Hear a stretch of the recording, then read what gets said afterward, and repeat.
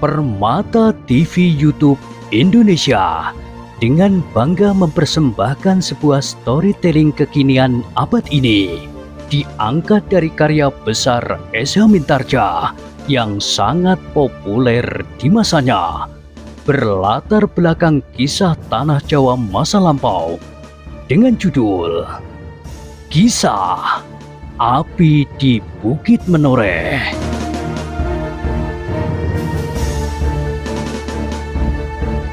Pada kesempatan yang sangat baik ini, kita masuk pada episode yang ke-549. Selamat menikmati.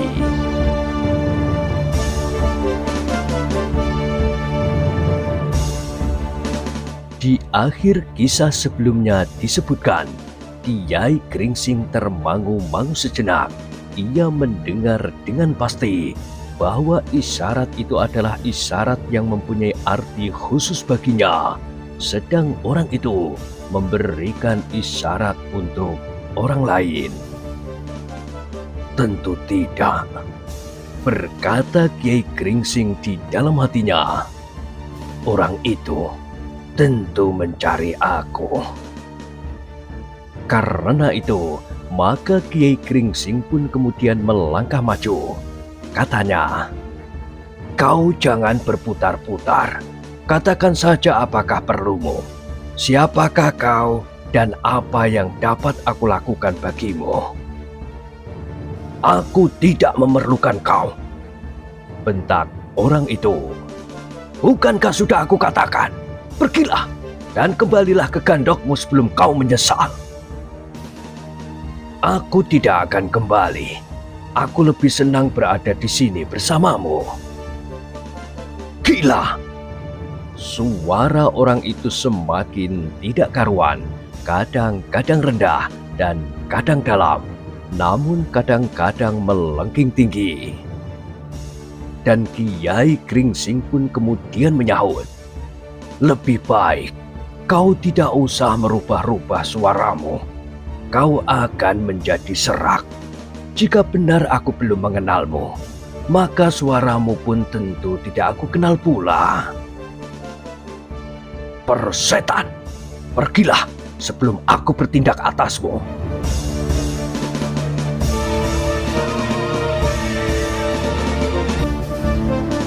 "Kisanak," berkata Kiai Gringsing, "aku menjadi curiga kepadamu. Karena itu, baiklah kita berbicara dengan baik.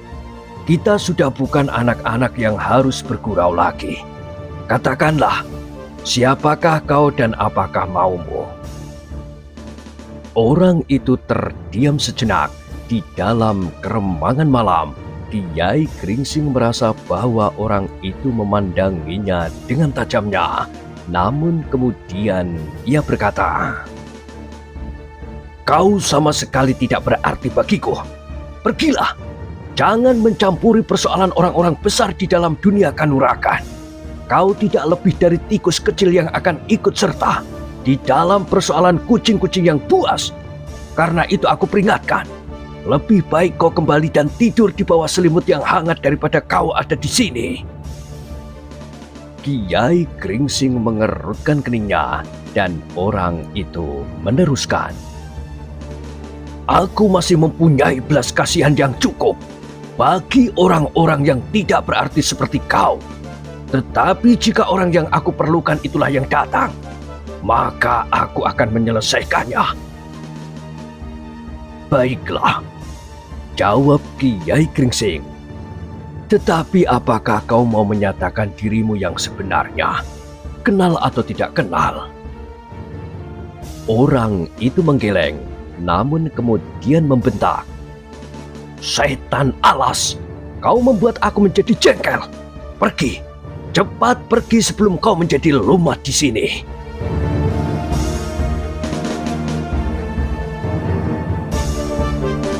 Sejenak Kiai Gringsing termangu-mangu.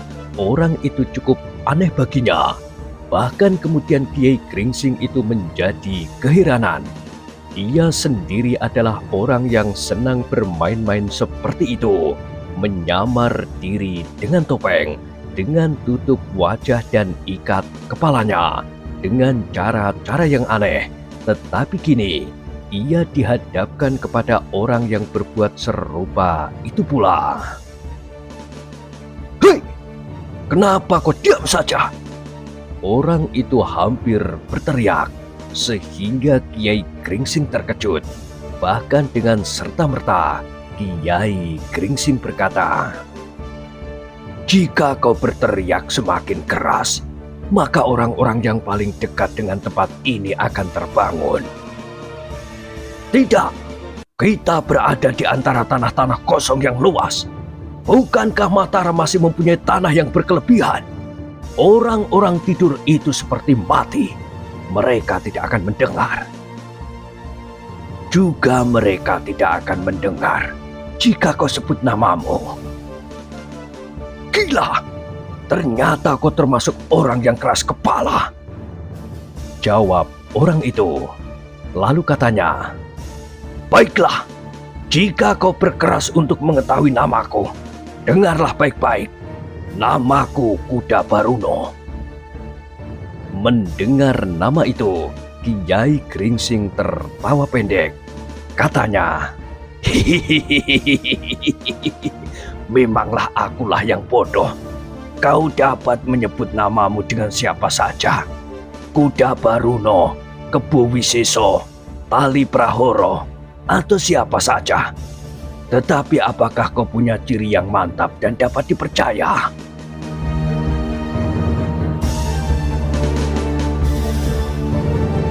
Orang itu termenung sejenak. Lalu katanya, "Kau memang aneh. Orang tua yang gila.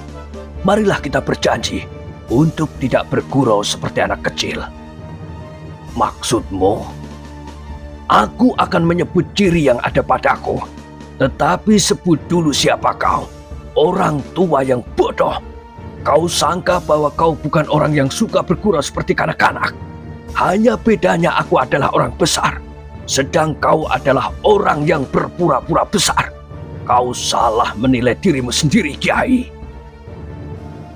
Kiai Gringsing terkejut mendengar pertanyaan itu, dan sebelum ia menyahut, orang itu sudah berkata seterusnya, "Jangan bingung.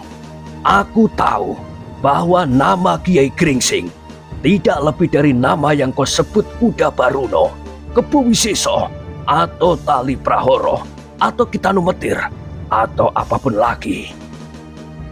Wajah Kiai Gringsing menjadi tegang. Kini ia yakin bahwa orang itu dengan sengaja telah memancing dirinya, dan kini sudah pasti baginya bahwa orang itu ingin memaksa agar ia menyatakan dirinya yang sebenarnya. Sejenak Kiai Gringsing termangu-mangu, namun kemudian ia berkata, "Agaknya kita memang orang-orang yang aneh, yang bergurau di tengah malam tanpa arti. Aku tidak mengerti pertanyaanmu, tetapi kau tentu tidak akan percaya. Nah, jika demikian, kita akan saling menghadapi jalan buntu dengan pertanyaan kita masing-masing. Mungkin, tetapi kita tidak dapat berhenti begitu saja. Apa masih ada persoalan?" "Tentu," jawab orang itu. "Kau telah melihat kehadiranku di sini, dan kau sudah menyia-nyiakan kesempatan yang aku berikan untuk pergi. Sekarang semuanya sudah terlambat. Apalagi kau tidak mau menyebut dirimu, ciri-cirimu, dan kau dalam keseluruhan. Meskipun kau sekedar tikus kecil, tetapi lebih baik jika menyebut jenismu. Tikus tanah, cecurut, atau tikus kayu. Jika kau menyesal, itu adalah salahmu sendiri." Kiai Gringsing justru tertawa, seakan-akan ia melihat sebuah permainan yang lucu. Bahkan kemudian ia menyahut, "Kau ternyata mengenal berbagai jenis tikus. Tetapi baiklah, sebenarnya kita sudah saling mengerti bahwa baik kau maupun aku sedang diliputi oleh teka-teki tentang diri kita masing-masing. Karena itu, baiklah kita biarkan saja kita saling berteka-teki. Oh, sudah aku katakan, kau harus mati. Kau sudah mengenal sebagian dari aku. Kiai Gringsing masih tertawa, namun demikian sekilas terbayang kembali Ki Jurumartani. Orang itu memang orang yang luar biasa. Tetapi menilik beberapa unsur pada orang itu, maka agaknya ia bukan Ki Jurumartani. Apakah ada orang lain di sini? Menjauhi dari Padi, atau barangkali Ki Wilo, atau Wuragil, atau bahkan Ki Pramonco dari Pajang yang mendapat petunjuk dari Ki Jurumartani.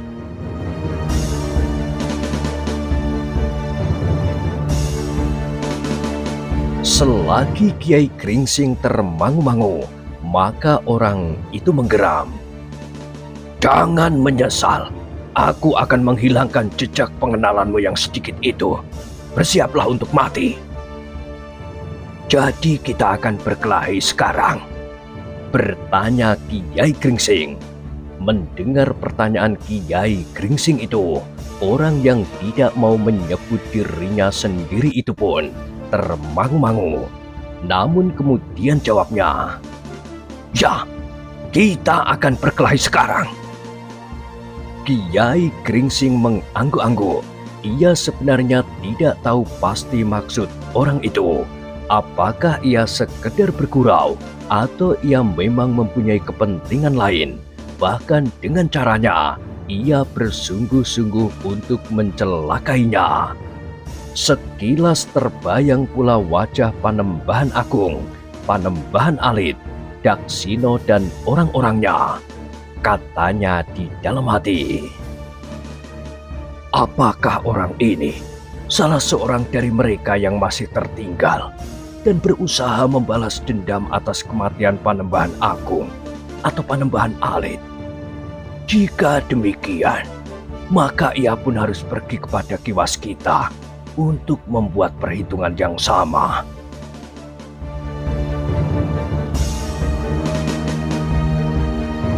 Tetapi agaknya ada sesuatu yang lain lagi melonjak di dalam hati Kiai Gringsing. Jika orang itu datang dari pihak Panembahan Agung, mungkin ia datang dari Pajang, seorang senopati yang pilih tanding, yang marah karena kehilangan Daksino di padukuhan terpencil itu. Namun bagaimanapun juga, Kiai Gringsing sudah siap menghadapi segala kemungkinan. Jika ia harus bertempur, maka ia pun akan bertempur. Jika ia harus mempergunakan senjatanya, apa boleh buat, meskipun mungkin akan mengejutkan banyak orang yang dapat mendengar letupan senjatanya. Kiai Gringsing pun segera bersiap sepenuhnya. Ia merasa bahwa ia sudah pulih kembali. Bekas luka-lukanya sama sekali tidak mengganggu. Sejenak mereka saling berhadapan. Namun sejenak kemudian, orang yang menyamar wajahnya itu pun melangkah maju. Tubuhnya yang agak miring ke sebelah kanan dan langkahnya yang seperti berat sebelah itu sangat menarik perhatian Kiai Gringsing. Dah, kau ternyata telah terjerumus ke dalam bencana karena kesombonganmu, berkata orang itu. Seharusnya kau tidak keluar dari kandok itu, karena kau mendengar isyaratku. Isyaratku adalah suara dari neraka, dan siapa yang menanggapinya berarti maut. Kiai Gringsing tidak menjawab. Ia berdiri tegak menghadap orang itu. Ketika ia melihat orang itu meletakkan berat tubuhnya pada sebelah kakinya, maka Kiai Gringsing yang memiliki ketajaman pandangan melampaui kebanyakan orang itu pun segera mengetahui bahwa orang itu sudah siap untuk mulai.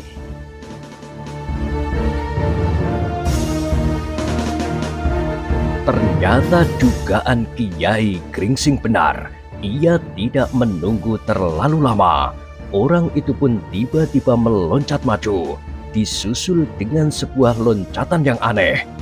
Ternyata ia tidak langsung menyerang, tetapi selangkah ia meloncat ke samping, baru kemudian serangannya menyambar lambung.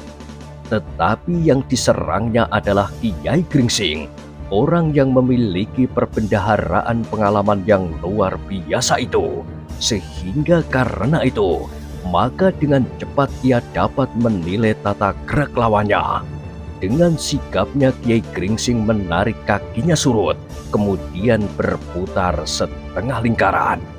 Tetapi lawannya tidak melepaskannya. Seperti seekor tupai ia meloncat cepat sekali. Kali ini serangannya pun agak aneh. Sambil menghadap penuh ke arah Kiai Gringsing, orang itu meloncat dan menyerang dengan sebelah kakinya. Kiai Gringsing mencondongkan tubuhnya, tetapi ia curiga terhadap gerakan lawannya itu. Dan ternyata kemudian bahwa orang itu menggeliat miring, dan kini kakinya yang lainlah yang menyambar dengan cepat sekali.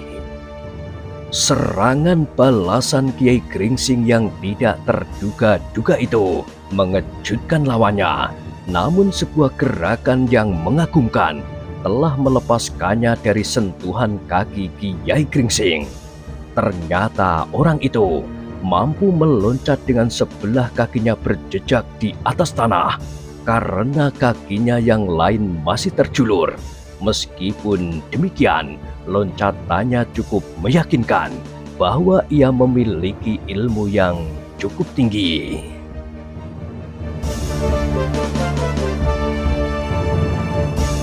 Kiai Gringsing mengerutkan keningnya ketika orang itu kemudian berdiri di atas kedua kakinya yang renggang.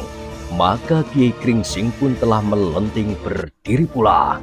Ia merasa bahwa melawan orang yang tidak dikenalnya itu memerlukan kemampuan sepenuhnya, karena ternyata lawannya adalah orang yang masih asing baginya. Tetapi aku harus memaksanya untuk melepaskan unsur-unsur geraknya yang sebenarnya, berkata Kiai Gringsing di dalam hati. Mungkin aku dapat mengenal serba sedikit. Dari manakah orang itu datang? Karena itulah, maka Kiai Gringsing pun kemudian tidak hanya sekedar mempertahankan dirinya. Ia menganggap bahwa lawannya adalah lawan yang seimbang, sehingga karena itu ia wajib bertempur dengan segenap kemampuannya. Demikianlah, maka keduanya pun bertempur. Semakin lama semakin seru. Sedikit demi sedikit, Kiai Gringsing mulai melepaskan ilmunya, dan ternyata bahwa orang itu masih tetap mampu mengimbanginya. Bahkan Kiai Gringsing pun yakin bahwa orang itu pun belum sampai ke puncak ilmunya.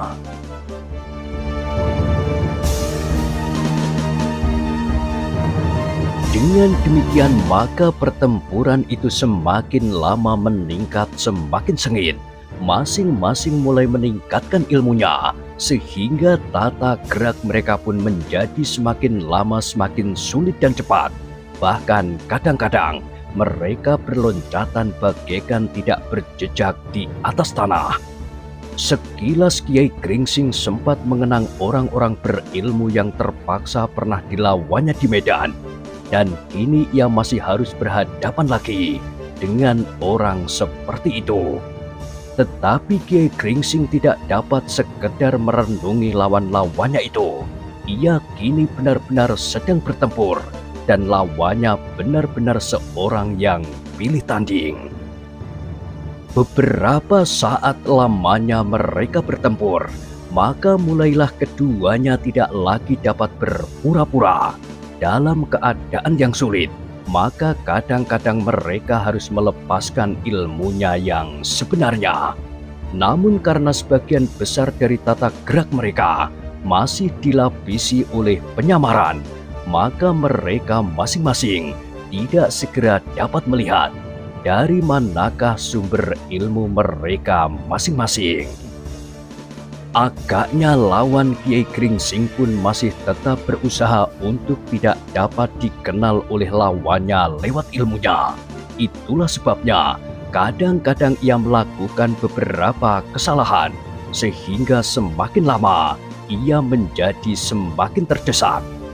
Namun demikian, yang menjadi perhatian Kiai Gringsing bahwa lawannya itu sama sekali tidak berusaha mempergunakan senjatanya.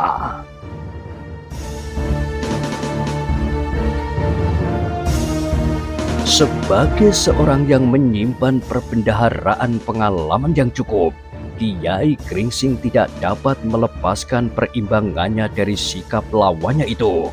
Meskipun demikian, ia masih harus meyakinkannya. Karena itu maka akhirnya Kiai Gringsing berusaha untuk memaksa orang itu bersikap. Dengan dahsyatnya Kiai Gringsing menyerang semakin sengit. Tetapi meskipun orang itu harus bergeser surut, namun ia sama sekali tidak mempergunakan senjata apapun. Aneh, desis Kiai Gringsing. Atau pada suatu saat, ia akan melepaskan senjata rahasia dengan tiba-tiba. Oleh pikiran itu, maka Kiai Gringsing harus menjadi semakin berhati-hati. Meskipun demikian, ia pun masih belum mempergunakan senjatanya pula. Apalagi di malam hari, tidak terlalu jauh dari tempat mereka berkelahi terdapat padukuhan. Jika cambuknya meledak, maka orang-orang di padukuhan itu tentu ada yang akan mendengarnya, apalagi para peronda di gardu-gardu. Karena itu, apabila tidak terpaksa sekali, Kiai Gringsing tidak akan mempergunakan senjatanya yang mengejutkan itu. Meskipun Kiai Gringsing belum mempergunakan senjatanya, tetapi ia berhasil mendesak lawannya. Tetapi Kiai Gringsing sadar bahwa bukan karena lawannya tidak dapat mengimbangi ilmunya, tetapi karena lawan itu pun masih saja berusaha untuk melindungi diri dengan ilmu yang masih disamarkan. Karena itulah, maka kemampuannya bertahan bukanlah kemampuannya yang sepenuhnya.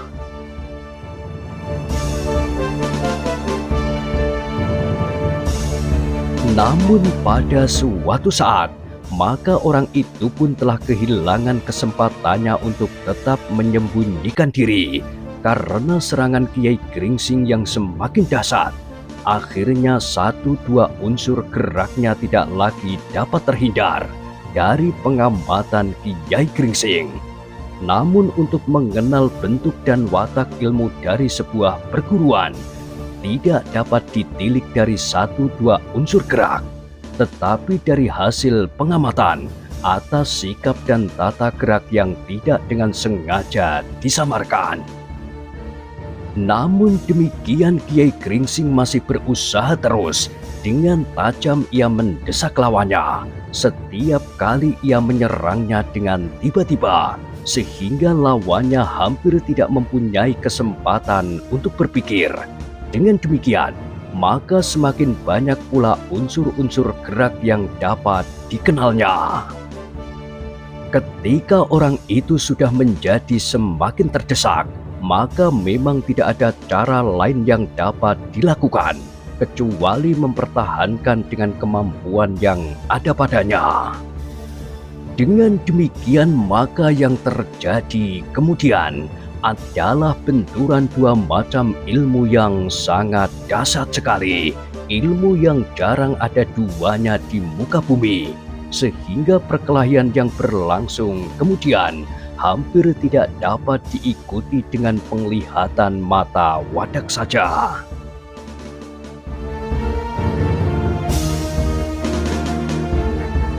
Kiai Gringsing yang kemudian menyerang dengan dahsyatnya mencoba untuk mengenal ilmu lawannya yang menjadi mapan. Ia mencoba memperhatikan setiap benturan kekuatan dan setiap unsur-unsur gerak yang menentukan. Tetapi karena ia harus mempertahankan dirinya oleh tekanan yang tidak kalah dahsyatnya pula, maka untuk mengenal ilmu lawannya itu diperlukannya waktu pula. Namun tiba-tiba saja Kiai Gringsing itu terkejut. Ada sesuatu yang tidak wajar telah terjadi, tetapi ia tidak boleh terlambat. Jika ia terseret oleh arus yang terasa kurang wajar itu barang sekejap, maka yang akan terjadi adalah sangat merugikannya. Itulah sebabnya, maka Kiai Gringsing pun segera mengenakan ilmu penglihatan mata hatinya. Ia tidak saja mempergunakan mata wadaknya, tetapi ketajaman penglihatan yang lain pula yang dapat menembus batas penglihatan lahiriah.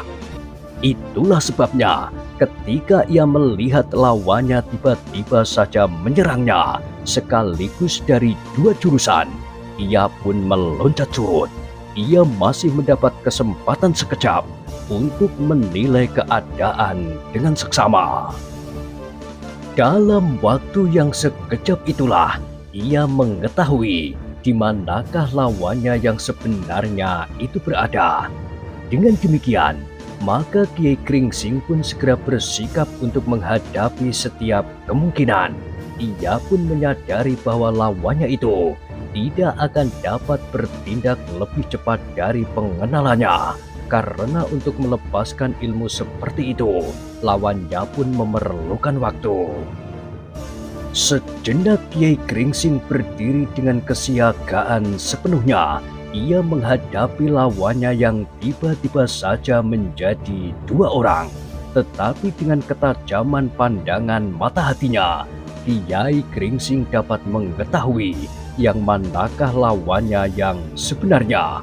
Itulah sebabnya maka ia berhasil menghadapi lawannya ke arah yang tepat.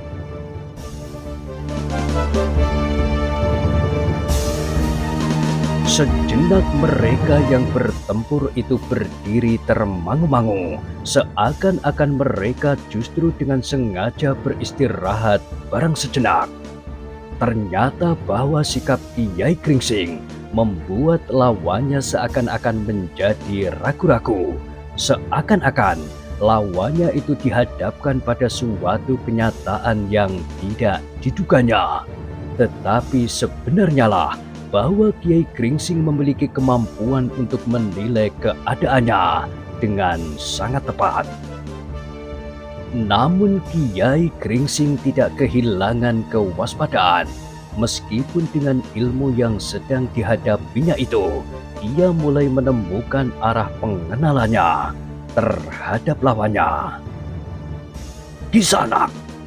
Tiba-tiba saja lawannya yang masih dalam keadaan siaga sepenuhnya itu berkata, "Apakah kau dapat membedakan dua bentuk yang serupa ini?" Kiai Gringsing merenung sejenak, kemudian katanya, "Kau memang luar biasa. Kau dapat merubah dirimu menjadi dua, tetapi kau tidak akan dapat melakukan sesuatu dalam keadaan bersama-sama. Satu di antara kau berdua adalah bentuk semu yang hanya dapat menyentuh penglihatan batin yang dipengaruhi oleh ilmumu. Tetapi bentuk itu tidak akan dapat berbuat apa-apa atasku. Karena itu, dua, tiga atau lebih dari bentuk-bentuk serupa itu tidak akan mengguncangkan perlawananku atasmu."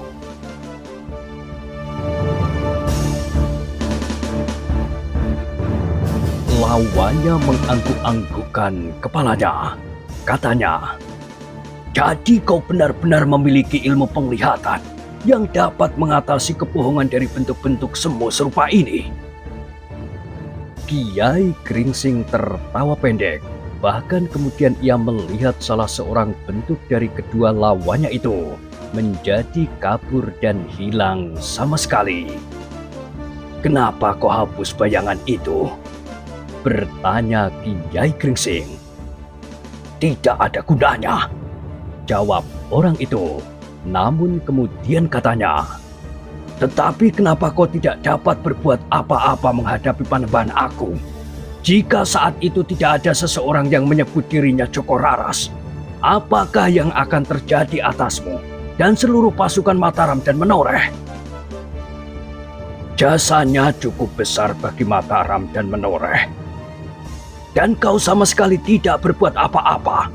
Padahal kau mempunyai ilmu penglihatan yang melampaui ketajaman penglihatan Aji Sabtopantulu."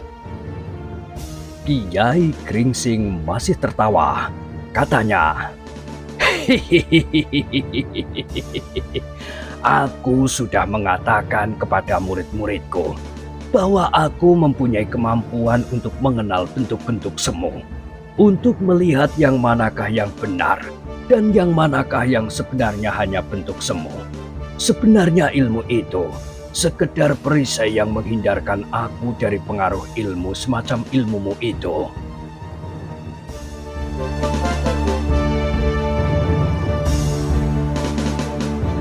"Apapun namanya, tetapi kau mampu menyelamatkan dirimu." "Iya, tetapi sekedar diriku sendiri." Kiai Gringsing berhenti sejenak, lalu katanya, "Meskipun demikian, jika terpaksa sekali, aku dapat mempengaruhi orang lain dengan tingkah laku.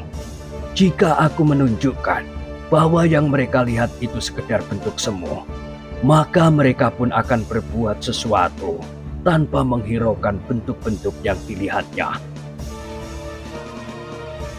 Misalnya ular naga yang besarnya justru tidak masuk akal, jurang yang tiba-tiba saja menganga." Orang itu mengangguk-angguk. Katanya, "Ternyata bahwa orang yang menyebut dirinya Ki Gringsing benar-benar orang yang pilih tanding. Semula aku menyangka bahwa dengan ilmu kebohongan itu, aku dapat menundukkan orang yang dikagumi oleh penghuni alas Mentau, yang sekarang sudah dibuka menjadi sebuah negeri yang ramai. Kau salah, tidak ada orang yang mengagumi aku dimanapun juga. Kau memang seorang yang aneh, tetapi aku tahu bahwa seluruh Mataram dan Menoreh mempercakapkan kau. Meskipun ada yang mengira bahwa orang yang disebut bernama Joko Raras itulah yang telah menolong pasukan Mataram dan Menoreh. Tetapi ternyata bahwa secara pribadi, Joko Raras tidak akan dapat berbuat apa-apa di hadapan Kiai Gringsing." Kiai Gringsing mengerutkan keningnya, namun kemudian ia pun tertawa. "Tentu tidak. Orang yang bernama Joko Raras itu dapat menyelamatkan pasukan Mataram." "Aku tidak dapat mengatakan demikian. Siapakah sebenarnya yang membebaskan pasukan Mataram dari reruntuhan tebing di mulut lembah itu? Meskipun ada unsur kebetulan pula, sedangkan tanpa Joko Raras, Kiai Gringsing mampu mengatasi bentuk-bentuk semu yang betapapun dahsyatnya. Tetapi aku tidak dapat membuat lawan menjadi bingung dengan bentuk-bentuk semu pula seperti yang telah dilakukan oleh Joko Raras." Kiai Gringsing berhenti sejenak, lalu katanya, "Nah, sekarang sebut namamu yang sebenarnya."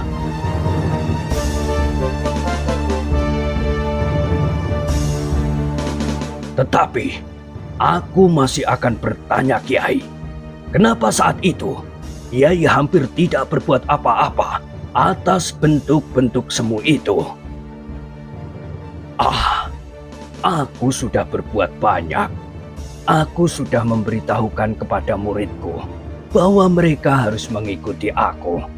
Meskipun sebelum aku memastikannya, aku masih ragu-ragu apakah aku dapat mengatasi bentuk-bentuk serupa itu.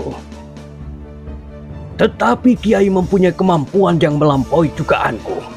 Kiai dapat menangkap keadaan yang Kiai hadapi hanya dalam sekejap saja. Baiklah. Kiai Gringsing pun kemudian melepaskan segala ketegangan. Apakah maksud kedatangan Kisanak yang sebenarnya? Aku tahu bahwa Kisanak tidak bermaksud jahat. Kisanak tentu hanya sekedar ingin bergurau. Tetapi bahwa Kisanak memilih tempat ini, aku benar-benar tidak mengerti. Aku akan membunuhmu. Tiba-tiba orang itu membentak. Tetapi agaknya aku tidak akan berhasil. Ternyata selain ilmu kebohongan itu, secara kanuragan, aku tidak mempunyai kelebihan apa-apa dari Kiai. Demikian juga panembahan aku. Kiai Gringsing tidak segera menjawab. Ia masih berdiri termangu-mangu. Tetapi ia masih tetap yakin bahwa orang yang memancingnya itu sebenarnya memang tidak bermaksud jahat. Meskipun ia harus mengerahkan tenaga untuk mengatasi perkelahian yang telah terjadi beberapa saat itu.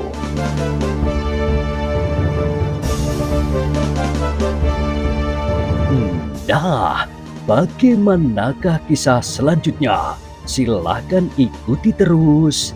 Kisah Api di Bukit Menoreh pada kesempatan berikutnya.